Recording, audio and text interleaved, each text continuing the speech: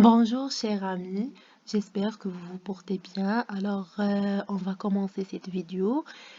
Mais avant de commencer, je vais vous proposer de faire un j'aime et un commentaire et aussi de s'abonner sur la chaîne pour avoir accès à à tous les vidéos. Voilà, commençons par la digestion et l'absorption des lipides. C'est une partie biochimique, voilà. La digestion des lipides ou les triglycérides ils ne sont pas absorbables.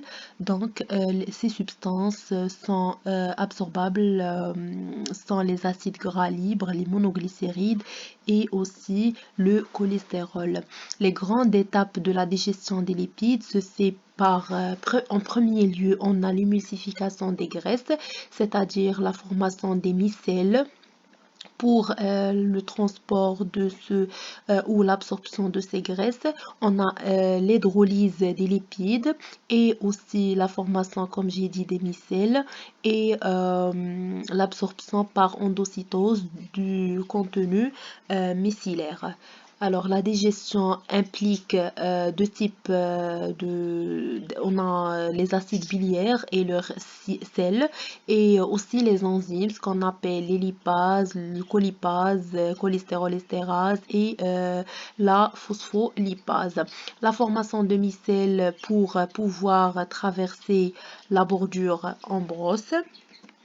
Voilà un schéma qui montre en général une vue générale sur l'absorption des triglycérides. Voilà, on a les triglycérides ici, se forme et le cholestérol, voilà.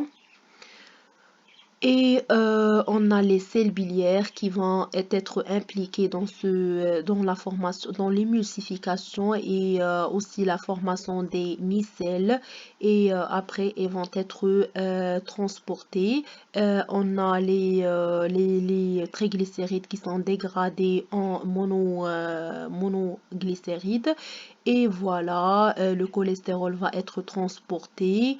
Et voilà un petit schéma qui montre le rôle des enzymes comme la lipase et la colipase et aussi la formation de micelles et l'émulsification concernant les étapes de transport ou de la digestion ou l'absorption de triglycérides et de cholestérol. La digestion, l'arrivée des lipides dans le duodénum stimule la sécrétion de la bile. L'émulsification, les sels biliaires vont devoir rompre les gouttelettes lipidiques. Et l'émulsification des graisses, qu'est-ce que c'est que l'émulsification? C'est un mélange hétérogène de deux substances liquides non miscibles comme l'eau et l'huile. Comme vous savez, on ne peut pas faire un mélange d'eau et d'huile.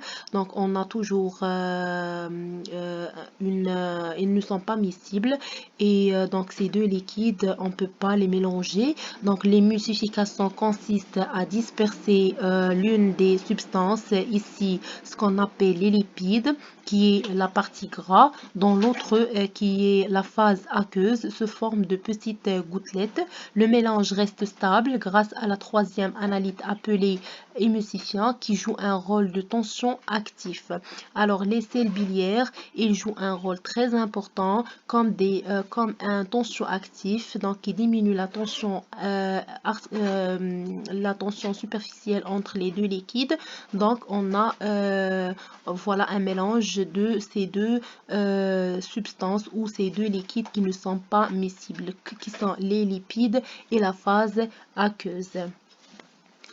L'émulsification des graisses dans l'intestin, voilà un schéma aussi qui montre que les lipides sont émulsionnés dans l'intestin par les sels biliaires qui sont des tensioactifs.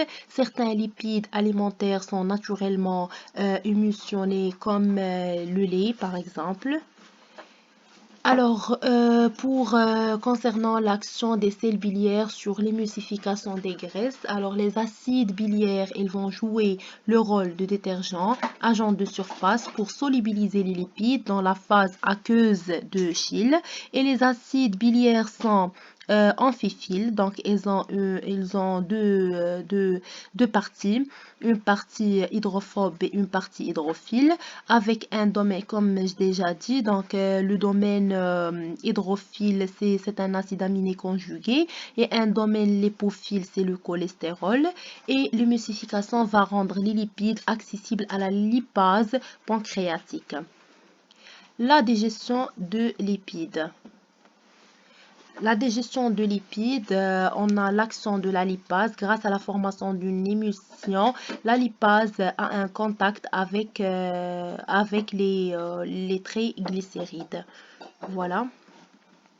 La lipase, c'est une enzyme, et la colipase aussi, c'est une enzyme. Elle hydrolyse les triglycérides en acides gras libres et en monoglycérides. La colipase enrobe les gouttelettes émulsionnées pour y accrocher à la lipase. Alors, la lipase pancréatique hydrolyse les triglycérides. Voilà, les triglycérides, on a trois glycérides, essentiellement en position 1 et la position 2 et la position 3. Et voilà, pour donner un 10 glycérides. Et finalement, on a un monoglycéride et des acides gras qui sont libres. Les propriétés de cette lipase, c'est une enzyme qui est directement sécrétée sous forme active, donc elle est déjà activée. L'activité optimale au pH de la région duodéno-jejunale, c'est un pH de 6 à 7. L'enzyme, c'est une enzyme d'interface. Elle est spécifique. Elle ne peut pas rester accrochée sur son substrat sans la colipase à cause de l'action détergente des selles biliaires. Hydrolyse aussi les graisses très rapidement et se trouve sécrétée en excès. Elle est détruite à un pH qui est acide et protégée par les selles biliaires dans l'inactivation protéolytique. Alors les amis, on va s'arrêter ici et on va continuer dans une autre vidéo. Voilà. Je vais vous expliquer les autres chapitres de ce cours. Et voilà, comme j'ai déjà mentionné dans l'autre vidéo, je vais faire des vidéos en arabe pour les personnes qui ont des difficultés à comprendre les mots scientifiques ou les termes scientifiques. Et voilà, comme ça, on aura une bonne compréhension. Et je vous souhaite une très bonne fin de journée. Et j'aime bien de me poser des questions ou de demander des informations si vous ne comprenez pas. Et voilà, je reste à votre disposition pour tout complément, comme on dit, d'informations. Et voilà, donc veuillez s'il vous plaît faire un j'aime et un commentaire, et aussi de partager la chaîne ou partager cette vidéo pour avoir un maximum des étudiants qui ont des difficultés à comprendre les cours de biologie, soit en première année ou deuxième année. Et bien sûr, je vais continuer comme ça à publier des autres vidéos. Et voilà, je vous remercie. Bonne fin de journée.